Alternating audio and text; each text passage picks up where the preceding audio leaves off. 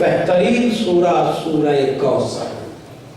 ارشاد ہوا بسم اللہ الرحمن الرحیم انا اعطیناک الکوثر ورتل القرآن ترتیلا. یہ میں نے سورہ کوثر کی دوسری آیت نہیں سنائی ہے. ٹھہر کے پڑھو، ٹھہر کے پڑھو. بسم اللہ الرحمن الرحیم انا اعطیناک الکوثر. اے میرے حبیب میں نے آپ کو کوثر عطا کیا. کیسے ممکن ہے کہ اعطیناک نماز پڑھنے والا کہے اور رسول کا تصور بیدار نہ ہو؟ جو ہے صلوات پڑھے.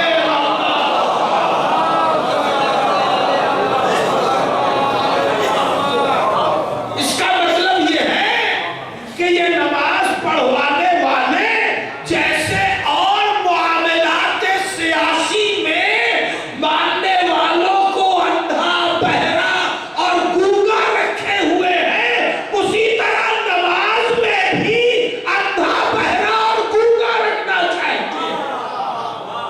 عزیزو یہ نماز ہے، کولہو کا بیل نہیں ہے. کولہو کا بیل سمجھتے ہمارے بچے تو جانتے ہی نہیں. ہاں کولہو کا بیل نہیں جانتے، مگر آپ کیا جو پتہ نہیں مجھے نہیں معلوم. ہمارے یہاں اب ایک نیا چلن چلا ہے. پہلے کوئی کو چلن چلا refined double refined triple refined آگے. اب اس کے بعد شاید اس سے لوگ پڑھ گئے تو اب باقاعدہ لکھا رہتا ہے ان پیکٹوں پہ جس میں تیل بکتا ہے کولہو کا پیور خاص تیل. ارے بھائی یہ پوچھو بھی تو کہ کھانے والے کو پتا ہے کولہو کسے کہتے ہیں. آج تو بچوں کو معلوم ہی نہیں کولہو کسے کہتے ہیں. ایک صلوات پڑھ لیں.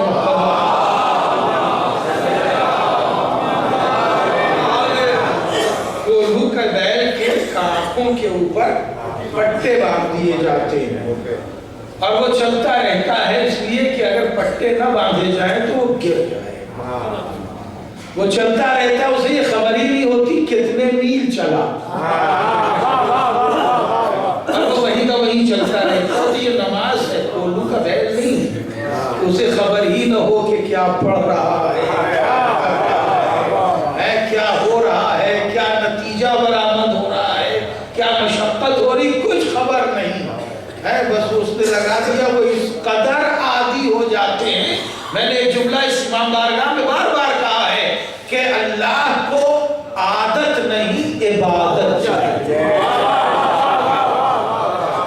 عادت نہیں عبادت چاہیے. وہ کولہو کا بیل اتنا عادی ہو جاتا ہے کہ وہ صبح میں اس کا چلانے والا ایک بار اسے ناندھ کے، یہ ساری ٹیکنیکل لفظیں ہیں اسی کے لیے، اور اس کے بعد اسے ہانک دیتا ہے نا. یہ سب لفظیں نہیں بولی جاتی ہوں کہ ہمارے نوجوانوں کے درمیان. اسے ناندھ کے ہانک دیتا ہے اور اس کے بعد اپنا دوسرا گھر کا کام کرنے لگتا ہے. وہ بیچارہ چلتا رہتا ہے.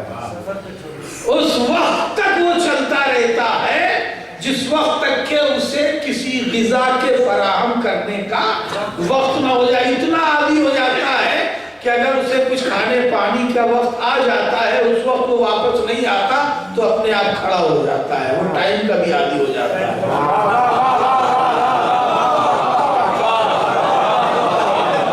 اب اس بیل کو روک کے پوچھئے کہ کیا تو نے کوئی گنتی مقرر رکھی ہے؟ 501 چکر، 810 چکر. یعنی اتنا وہ وقت کا عادی ہو جاتا ہے. شاید میں اپنی بات کہہ رہا ہوں. وہ وقت کا عادی ہے، کولہو کی بیل کی طرح پڑھے جا رہا ہے. پتہ ہی نہیں ہے کیا پڑھ رہا ہے، کس کے سامنے پڑھ رہا ہے، کس غرض سے پڑھ رہا ہے. ایک صلوات پڑھے.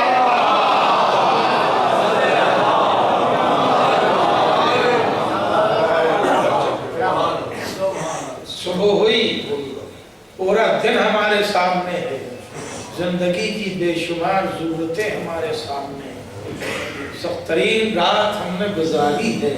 اللہ کی بارگاہ میں منزل دعا میں آئے ہیں. صلاۃ نماز کے ذریعہ. صلاۃ کے معنی بھی دعا کے ہی. اسی لیے ہر رخ نماز کا دعا کریں۔ ہم نے سورہ حمد پڑھی اور اس سورہ کے پڑھ لینے کے بعد اہدنا الصراط المستقیم کی دعا کے بعد اب اس کی بارگاہ میں سورہ کوثر کے ذریعے عبادت کی مطالبے کا مطالبہ رکھا۔ اِنَّا أَعْطَيْنَاكَ الْكَوْثَرَ، میرے حبیب ہم نے آپ کو الکوثر عطا کیا، ہم نے آپ کو الکوثر عطا کیا۔ دیکھیے محبوب کی بات اگر کسی کے سامنے کی جاتی ہے تو وہ اسے بھی چاہنے لگتا ہے جو محبوب کی بات کر رہا ہے۔ جملہ پہنچ جائے کہیں وضاحت تو نہ اللہ کے حبیب کی بات ہم نے اس کی بارگاہ میں پیش کر دی، لیکن یہ تو سورہ ہے، مگر ہم نے اس کی بارگاہ میں کہا پالنے والے تو نے ارشاد فرمایا ہے اپنے حبیب کے اِنَّا أَعْطَيْنَاكَ الْكَوْثَرَ، میرے حبیب ہم نے آپ سے کچھ لیا نہیں، ہم نے تو آپ کو الکوثر دیا۔ زمانہ کس بات پہ تانا دے رہا تھا؟ یہی تو کہ یہ نعوذ باللہ ابتر ہے، یعنی اب ان کے پاس کچھ نہیں، اب ان کے پاس کچھ نہیں ہے، یہ ابتر ہے۔ دنیا ابتر کہہ رہی ہے، اللہ الکوثر کہہ رہا ہے۔ جملہ صاحبان مقدس کو حوالے کرنا چاہتا ہوں، سورہ کوثر کا 114 سوروں میں آج 21ویں صدی میں وجود خود قرآن کی حقانیت کی دلیل ہے۔ ان 14 صدیوں میں جانے کتنی نسل رسول ختم کر دی گئی، پھر بھی کثرت سے باقی ہے۔ یہ بات پہنچی؟ نہیں، میں جملہ نہیں پہنچا سکا۔ جب یہ سورہ کوثر ٹاندا گیا تھا مقابلے کے لیے، مقابلہ ادب کا تھا، توجہ ہے، اس لیے کہ سبعات معلقات اس وقت کے زبان و بلاغت و فصاحت و ادب ہی بات تھی، اس کے شاخات سبعات معلقات 7 قصیدے وہ اتار لیے گئے۔ سورہ کوثر 3 آیتوں کا انوکھا قطع، 3 آیتوں کا انوکھا قطع۔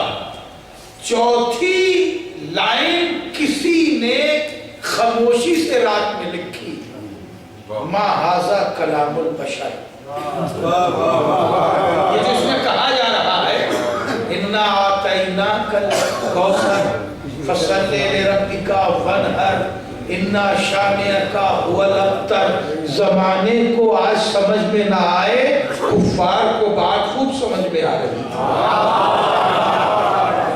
جو ہے،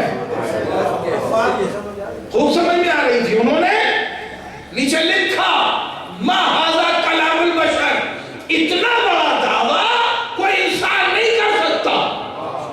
نہیں بات پہنچی؟ اصل میں اب تک یہ کہہ رہے تھے کہ یہ تو جو باتیں کر رہے ہیں یہ ان کی خود شاعری ہے، رسالت پاک کا اپنا کلام ہے، اور رسول کہہ رہے تھے یہ اللہ کا کلام ہے، تو ان پر الزام یہ تھا نعوذ باللہ کہ یہ اپنی شاعری اور اپنا کلام پیش کر رہے ہیں۔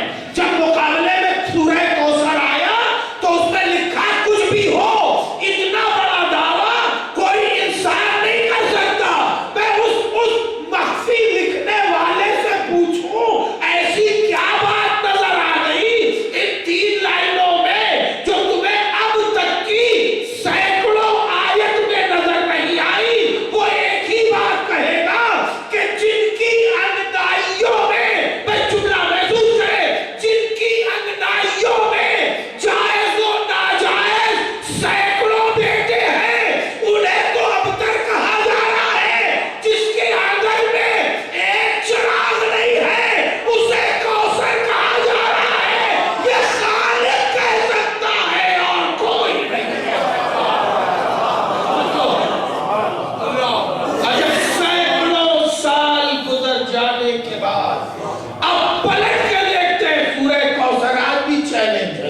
سورہ کوثر آج بھی موجزہ ہے.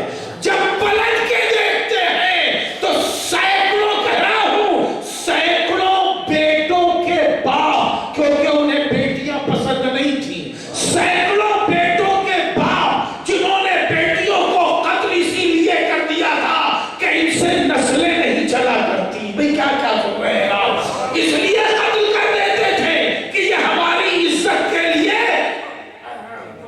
داغ ہے, یہ ہماری عزت کے لیے اتحاد ہے, اس لیے قتل کر دیتے تھے. اور وہ بیٹیوں کی نسلوں کو یعنی نواسوں کو اپنا نہیں سمجھتے تھے, اپنی اولاد اور اپنا خاندان نہیں سمجھتے تھے, تو نہ بیٹیوں کو نہ بیٹیوں کی اولادوں کو اپنا سمجھتے تھے, بیٹیوں کو قتل کر دیا کرتے تھے, توجہ ہے, اور بیٹوں پہ ناز کیا کرتے تھے.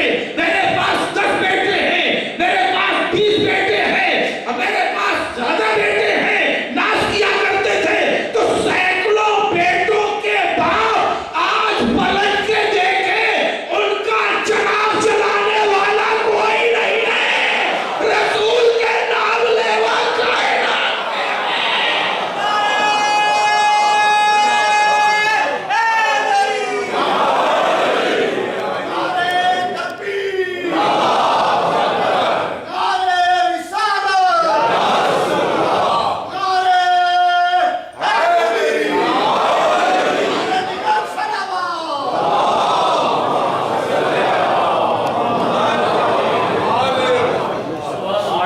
سورہ آل عمران بھی ہے گواہ, سورہ آل عمران بھی ہے گواہ, مثل کوثر ہوئی اولاد ان کو عطا.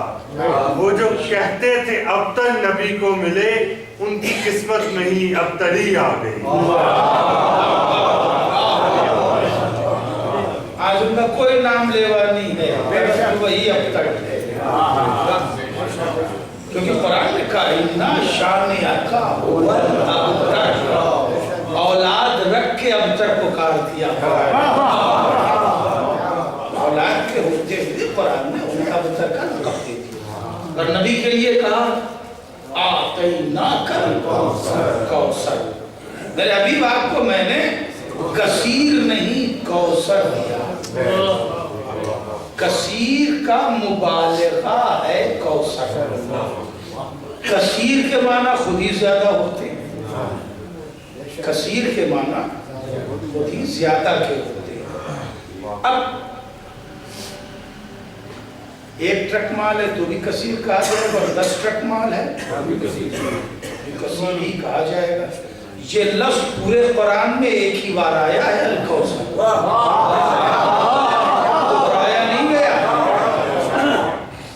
دہرایا نہیں گیا, اس لیے نہیں دہرایا گیا کہ اس کا کوئی اور مصداق ہے. اس کا کوئی مصداق اور ہے ہی نہیں, نہ رسول کوئی دوسرا ہے, نہ زہرا کوئی دوسری ہے.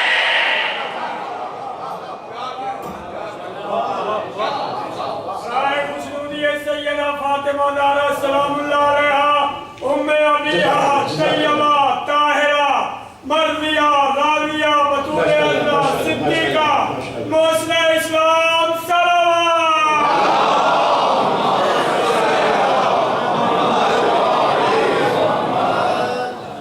اب جب ہم نے سورہ کوثر شروع کی تو 2 حمدیں 2 تعریفیں ایک ساتھ شروع کی. ایک اس کے حبیب کی تعریف, ایک اس کی دختر عالیہ کی تعریف. اس لیے اس کی مصداق صرف اور صرف معصوم ہے. کس کس چیز کا وعدہ کیا؟ آپ اعزازات دیکھیں. ہم نے آپ کو حبیب کوثر عطا کیا ہے. ترجمہ کیا جاتا ہے خیر کثیر, جبکہ لفظ خیر کثیر خود قرآن میں موجود ہے. اس کا مطلب یہ ہے کہ یہ کوثر کچھ اس سے الگ ہے. ایک تو کوثر خود کثیر کا مبالغہ ہے. چلیے اب آپ اسے ترجمہ کیجئے. زیادہ کہتے ہیں کثیر کو, ہے نا. کوثر کا ترجمہ کیجئے تو کہیے بہت بہت زیادہ. ٹھیک. اب کوثر ہو گیا نا مبالغہ تو 4-5 بار بہت لگا دیا، مگر جب اس پر الف لام عربی کا آ جائے تو پھر دنیا کی کسی زبان میں لفظ نہیں ہے۔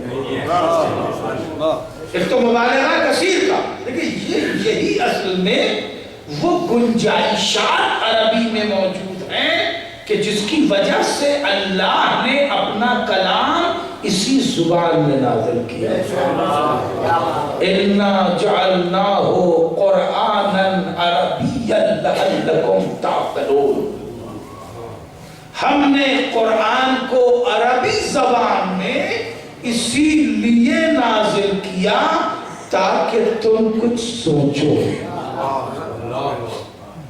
چاہتا تو اللہ کسی اور زبان میں نازل کر سکتا، عربی میں توریت نہیں، عبرانی زبان میں، انجیل تک جو سب سے رسول سے 500 سال پہلے آئی، انجیل تک عربی میں نہیں، زبور عربی میں نہیں، قرآن کے لیے اللہ نے عربی کو منتخب کیا، اسی زبان کو کنٹینیو کر دیتا، لوگ سمجھتے ہیں ہاں بھئی یہ سب آسمانی ہے تو ایک ہی زبان میں آ گئی، سیاسی اعتبار سے نہیں۔ اِنَّا جَعَلْنَاهُ قُرْآنًا عَرَبِيًّا لَعَلَّكُمْ تَعْقِلُونَ، ہم نے قرآن کو عربی زبان میں اس لیے نازل کیا تاکہ تمہیں کچھ عقل آئے، تعقلون عقل سے بنا ہے، تاکہ تمہیں کچھ عقل آئے، تم کچھ سوچو، تم کچھ غور کرو کہ کوئی خاص بات تو ہے، زمانہ اسی خاص بات سے ہٹانا چاہتا ہے، اسی خاص بات سے ہٹانا چاہتا ہے۔ کوثر پہ اب ولی الف لام آ گیا ہے، الکوثر، اب دنیا کی کسی زبان میں اس کا ترجمہ ممکن نہیں ہے، بس عربی میں ہی سمجھا بھی جا سکتا ہے، اور اگر آپ عربی سے عربی میں بھی ترجمہ کرنا چاہیں تو ممکن نہیں، عربی سے عربی میں ہی ترجمہ کرنا چاہیں تو ممکن نہیں ہے، بس آپ اسے محسوس کرا سکتے ہیں کہ اس نے کیا دیا، انہوں نے کیا پایا۔ ایک صلوات پڑھ لیں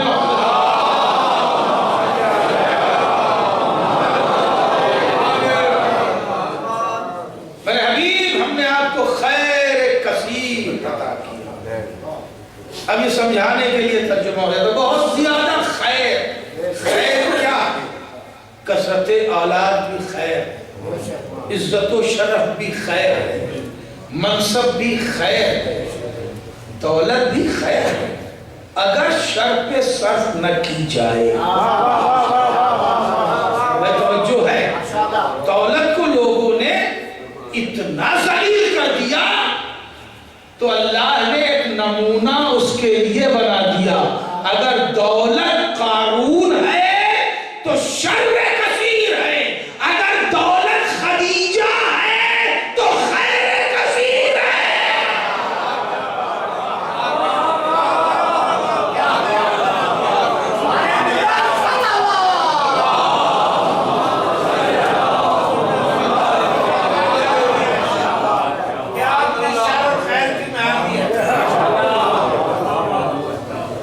ہم نے آپ کو ہر خیر بے شمار ہر خیر عطا کیا۔ میرے حبیب، ہم نے آپ کو الکوثر دیا، ابتر کا تانا ہے، اس کے بعد اللہ کا یہ مطالبہ ہے فَصَلِّ لِرَبِّكَ وَانْحَرْ، آپ اپنے پروردگار کی عبادت کیجئے، نمازیں پڑھیے، نماز تو رسول پڑھتے ہی، مگر پھر مطالبہ یہی ہے کہ نمازیں پڑھیے، اور پھر ابتر کا تانا ہے، اور پھر مطالبہ قربانی بڑھائیے۔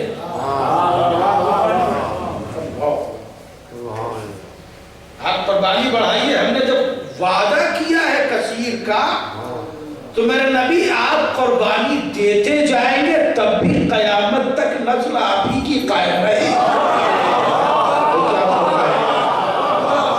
کسی کی یادگار قیامت سے نہیں ملے۔ اب ایک جملہ پھر عرض کر دینا چاہتا ہوں موالی آل رسول کے لیے کہ کسی کی یادگار قیامت سے نہیں ملے گی، اور میرے حبیب آپ کو میں نے خیر کثیر کا وعدہ کیا ہے تو یہ خیر کثیر رہے گا، کسی کی یادگار قیامت سے نہیں ملے گی۔ اور میرے حبیب، اور اگر آپ پلٹ کے ابن مریم کی طرف بھی دیکھ رہے ہیں تو آپ ضرور دیکھیے گا عیسیٰ آئیں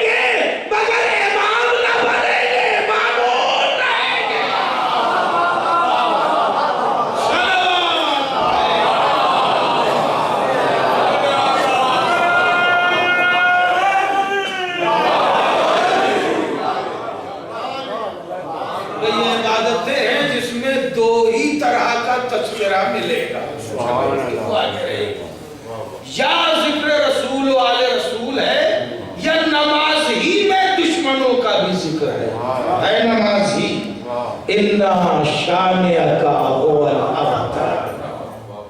الکوثر والے کا بھی ذکر ہے, ابتر والے کا بھی ذکر ہے. ٹھہر ٹھہر کے پڑھو, پہچانتے چلو کہ ہم نے کس کس کا ذکر کیا.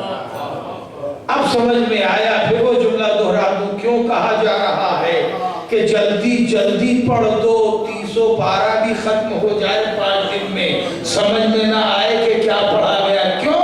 اس لیے کہ ٹھہر کے پڑھا تو 2 ہی صورتیں ابھر کے تصور کے کینوس پر آئیں گی, یا الکوثر والے آئیں گے یا ابتر والے آئیں گے. یعنی کچھ سمجھنے کی ضرورت نہیں ہے. ہم نے سورہ کوثر کی تلاوت کی اللہ کی بارگاہ میں, اور اس کی بارگاہ میں اس قصیدے کو پڑھا جو اللہ اپنے حبیب کی شان میں پڑھ رہا ہے. یہ جملہ بہت دیکھیں, قصیدے میں ایک رکن ارکان قصیدہ کے یہ بھی ہوتے ہیں جس میں محبوب کے دشمنوں کی مذمت کی. اس لیے میں نے جملہ بڑے اہتمام سے کہا کہ اللہ قصیدہ پڑھ رہا ہے اپنے حبیب کی شان میں, اور وہی قصیدہ اب ہم اسے سنا رہے ہیں. صبح کا وقت ہے, نماز صبح میں اب وہی قصیدہ ہم اس کی بارگاہ میں پیش کر رہے ہیں اور کہہ رہے ہیں پڑھنے والے تو نے اپنے حبیب کو خیر کثیر دیا. ہم وہ قصیدہ پڑھ رہے ہیں تو قصیدہ پڑھنے والے کو بھی تو کچھ ملتا ہے.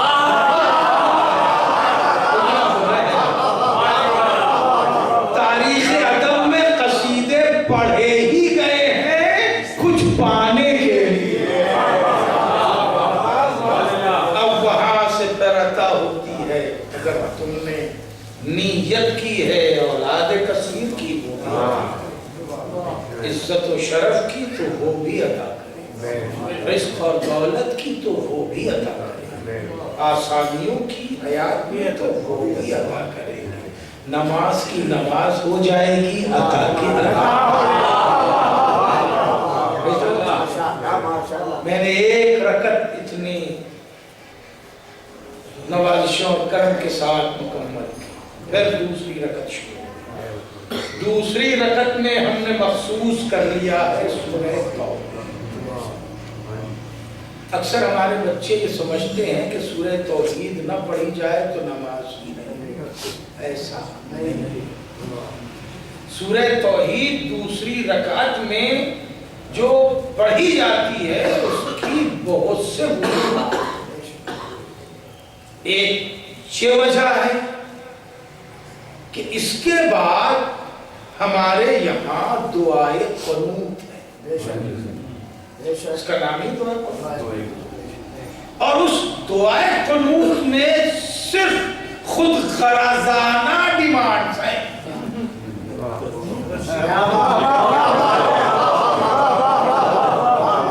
بڑی بے مروتی سے ہم سے مانگتے ہیں.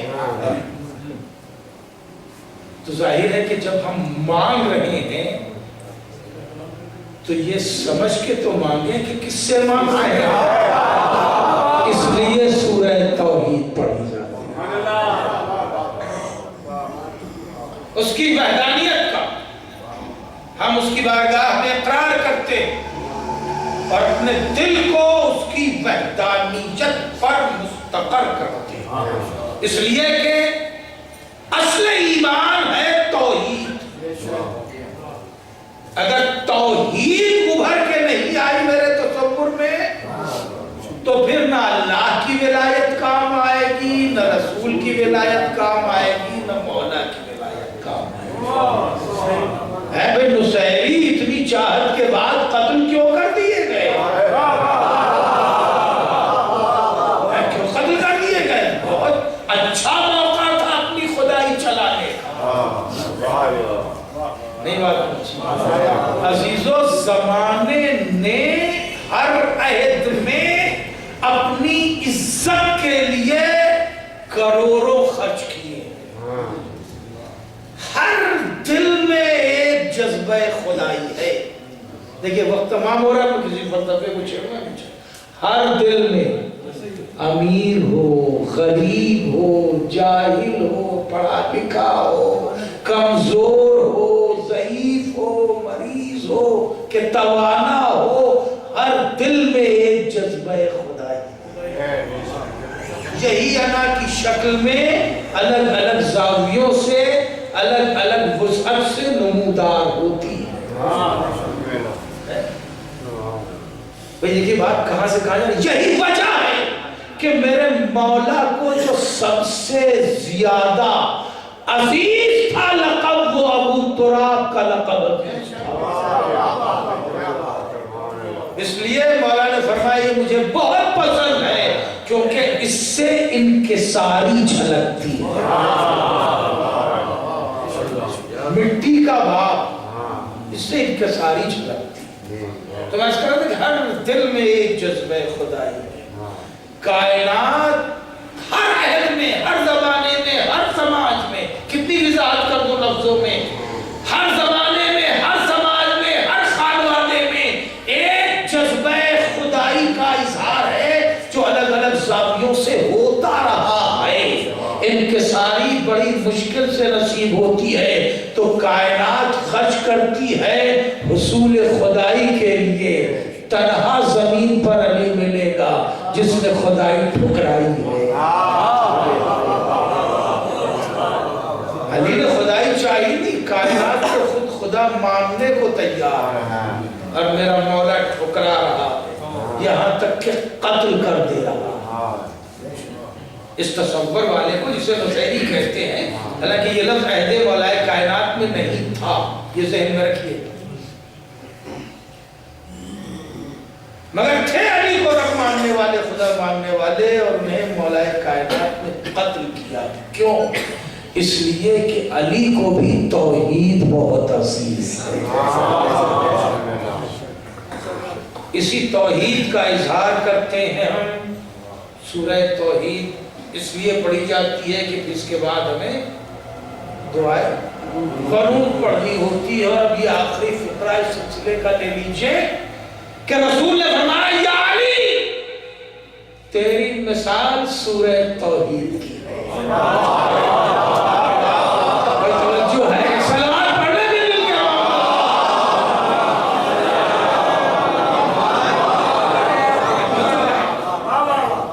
اس حدیث کو کئی حنفی المسلک راویوں نے اور محدثین نے بھی لکھا کہ رسول نے فرمایا یا علی تیری مثال سورہ توحید کی سی ہے. لیکن توحید ہی رسول پہنچانے کے لیے آئے, توحید ہی علی کو بہت پسند ہے. اور رسول فرما رہے یا علی تیری مثال سورہ توحید کی سی ہے. اور پھر وضاحت کی کہ جس نے سورہ توحید ایک بار پڑھا اس نے 1/3 قرآن ختم کر لیا. جس نے 2 بار پڑھا اس نے 2/3 قرآن ختم کر لیا. جس نے 3 بار پڑھا اس نے 3 بار پڑھ کے پورا قرآن ختم کر لیا.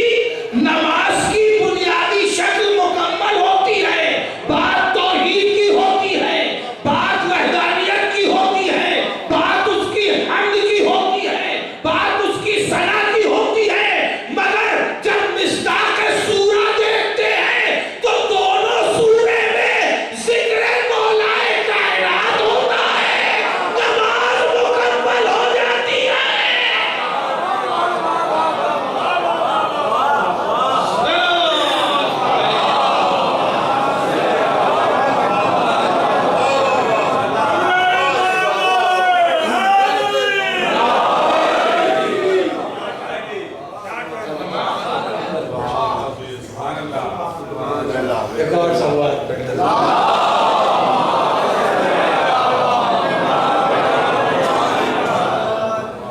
اصل نماز یہی ہے. سبحان اللہ، واہ واہ، آج بڑا فیصلہ دیتا ہے. اسی نماز کے لیے مولا کائنات نے جنگ لڑی. اس نماز کے لیے صفین میں تیر برس رہے تھے. تیر صفین میں برس رہے تھے.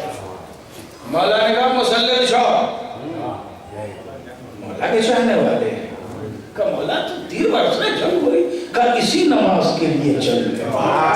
کیا مطلب اسی نماز کے لیے؟ مولا نماز تو ادھر بھی پڑھ رہے ہیں. کہا ہر نماز نماز نہیں ہوتی.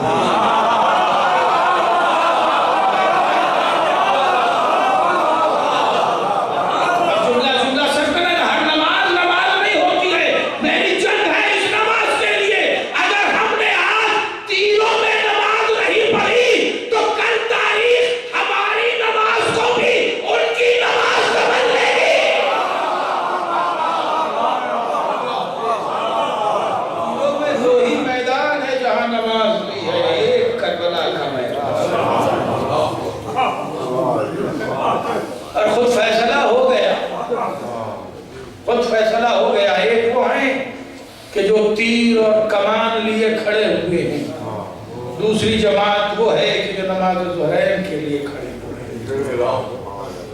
اگر وہ بھی اسی نماز والے تھے تو پڑھی کیوں نہیں؟ بھائی وقت نماز ہے. وہ سمجھ رہے ہیں کہ ہماری نماز کیا ہے اور ان کی نماز کیا ہے. ابو سمامہ سیدابی نے کہا مولا وقت نماز آ گیا ہے، وقت اذان آ گیا ہے. امام نے فرمایا اللہ تمہیں نماز گزاروں میں شمار کر. امام کے پاس اپنا مؤذن خاص تھا. مؤذن خاص کو حکم دیا. اذان ہوئی، مصلے بچھنے لگے، کمانیں کڑکی. کمانیں کڑکی مگر یہ صفین والے نہیں، جو کربلا کے ساتھ ہیں. بڑا قیمتی جملہ ساتھی وہ بھی مولا کے تھے، مولا کی طرف سے جان دینے والے تھے. مگر پھر میں کہہ رہا ہوں یہ صفین والے نہیں. صفین سے ہی خارجی نکلے ہیں. کربلا سے کوئی خارج نہیں ہوا، یہاں تک کہ چراغ بھی بند کر دیا. بڑا قیمتی جملے سب پر، یہاں تک کہ چراغ بھی کر دیا گیا مگر کربلا سے کوئی خارج نہیں ہوا. چل گئی مسلے، کھڑی ہو گئی صفے، کمانے کڑکی، تیر اور قریب آئے. سعید و زہیر آگے بڑھے. مولا نماز تو ہوگی. دو نمازیں ایک ساتھ شروع ہو گئی. ایک نماز بنام عبادت اور ایک نماز بنام محبت، بنام شہادت.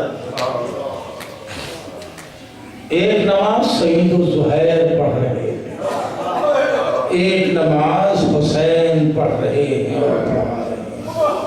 خدا کی قسم ایک بار قتل ہو جانا آسان ہے مگر قسطوں میں قتل ہونا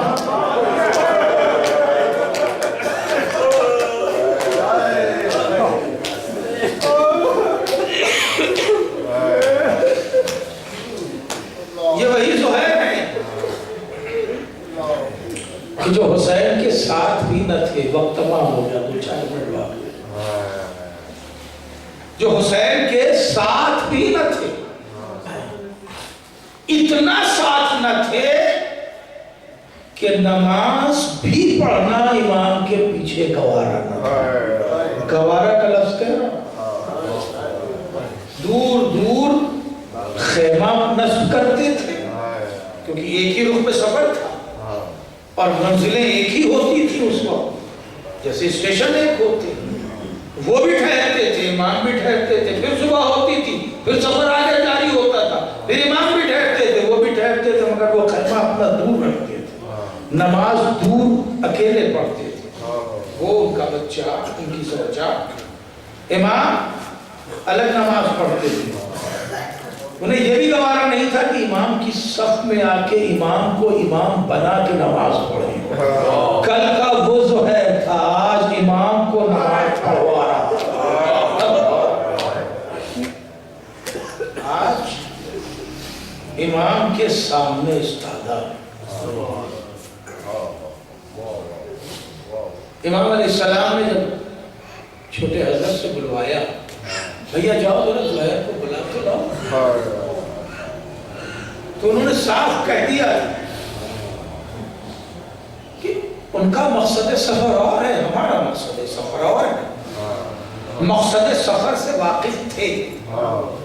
کیوں واقف تھے؟ اس لیے کہ یہ دونوں قافلے مکہ سے نکلے. عرفات کی دعائیں بھی زہیر کی سنی ہوئی، اس کے بعد کی میٹنگ بھی اور پھر امام کا خطبہ بھی جو گورنر سے مکہ کی ہوا ہے زہیر کے علم میں ہے. جانتے ہیں حسین کا مقصد سفر کیا ہے. اس کے بعد وہ کہہ رہے ہیں ان کا مقصد سفر اور ہے اور میرا مقصد سفر اور ہے. جب گھر کے اندر آئے، چھوٹے چلے گئے، خیمے میں چلے آئے، تو ظاہر ہے کہ اس گفتگو باب الحوائج سے گفتگو ہو رہی ہے، شیر علی سے گفتگو ہو رہی ہے، تو چہرے پہ آسان تو اس کے نہیں. زوجہ نے دیکھا، کہا کچھ پریشان لگ رہے ہیں. میں یہ جملہ اکثر کہا کر دیتا ہوں اور بڑی جرات کے ساتھ کہہ دیتا ہوں کہ اگر جبین کی شکلوں کو پہچان نہ سکے تو وہ زوجہ نہیں. اور جب یہی شرکت حیات ہوتی ہے تو زندگی اپنا مستقبل بھی تلاش کر لیتی ہے، اپنی منزل بھی تلاش کر لیتی ہے. میں شاید کوئی اہم پیغام دے کے آگے بڑھوں. زندگی اپنا مستقبل بھی تلاش کر لیتی ہے اور اپنی منزل بھی تلاش کر لیتی ہے، پا لیتی ہے. جناب زہیر کی پیشانی کو دیکھا کہ کچھ آپ پریشان معلوم ہو رہے ہیں. کیا بات ہے؟ کوئی بات ایسی نکالی، کچھ بات تو ہے. کوئی آیا تھا باہر، آوازیں آ رہی تھی. کہاں؟ ہاں فرزند علی آئے تھے اور فرزند رسول کا پیغام یہ لائے تھے کہ ملاقات کے لیے بلایا ہے. بھلا مجھے ان سے کیا لینا؟ ان کا مقصد سفر اور ہے، میرا مقصد سفر اور ہے. زوجہ نے کہا اس طرح کیوں نہیں سوچتے کہ فرزند رسول نے بلایا ہے، ملنے میں حرج کیا ہے؟ فرزند رسول جب کہہ رہے ہو، سبت رسول جب کہہ رہے ہو تو سبت رسول نے بلایا ہے، جا کے سن لو. بات سمجھ میں آئی، رضا پھر دوش پہ ڈالی، امام کے پاس آئے. ایک طویل مدت سے امام نے جب بھی کسی سے گفتگو کی ہے تو باب الحوائج کو اپنے ساتھ رکھا. یہ تاریخ امام حسن علیہ السلام کی شہادت کے بعد.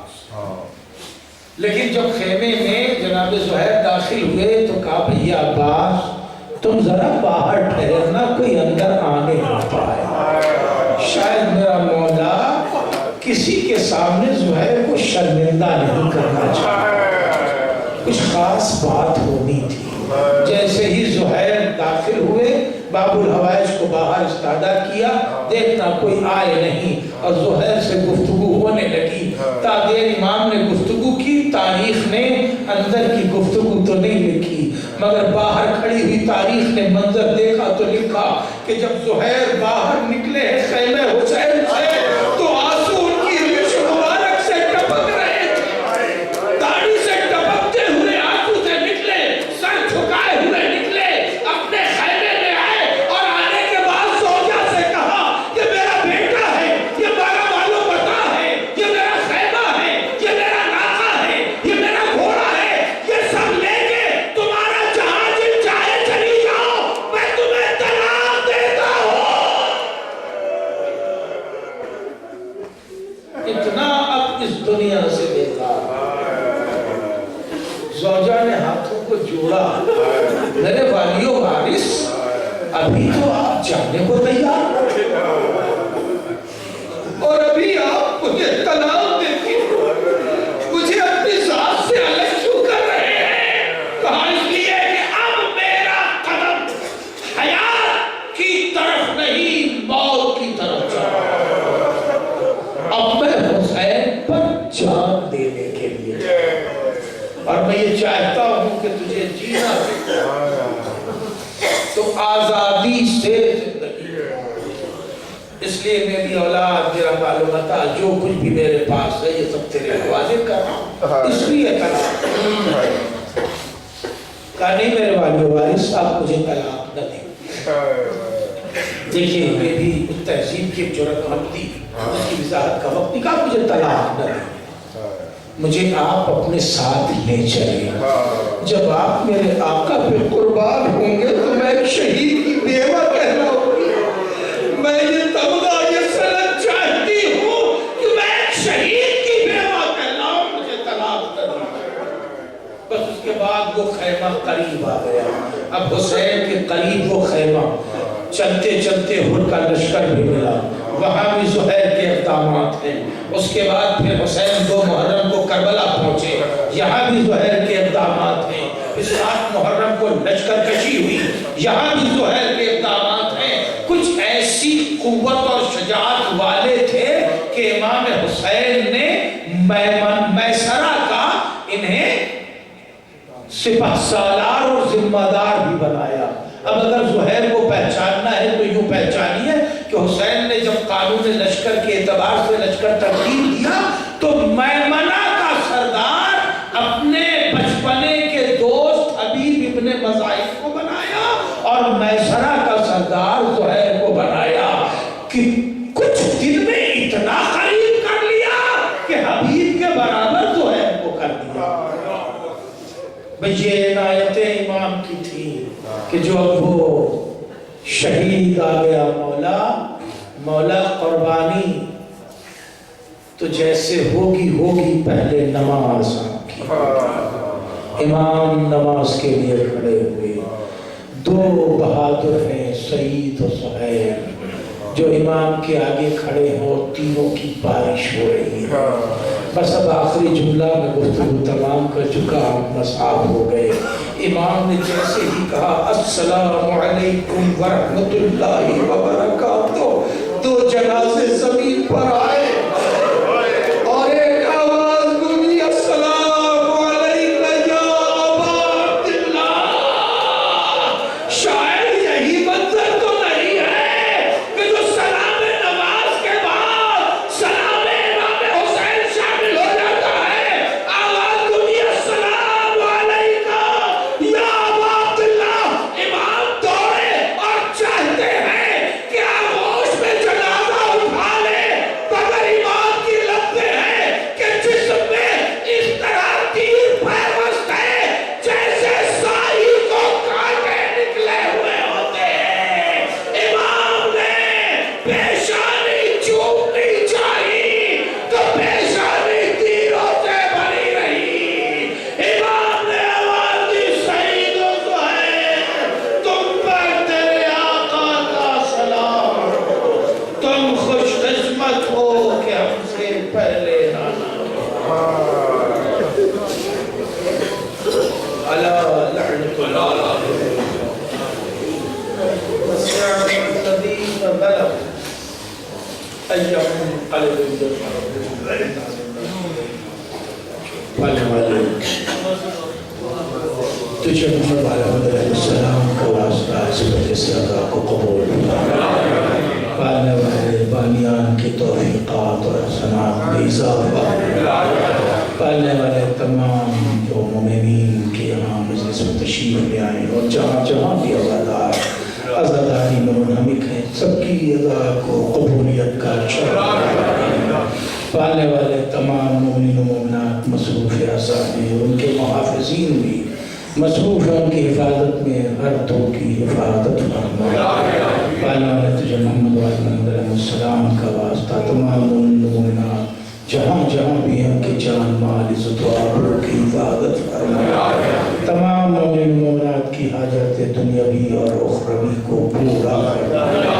پالنے والے جو زائرین مصروف زیارت ہیں ان کی خصوصی حفاظت فرما، مشاہد مقدسہ کی حفاظت فرما، ہمارے علماء اعلام کی حفاظت فرما، امام زمانہ کے ظہور میں تعجیل فرما، ہم سب کے امام کے مددگار میں شمار فرما، ماتم حسین کا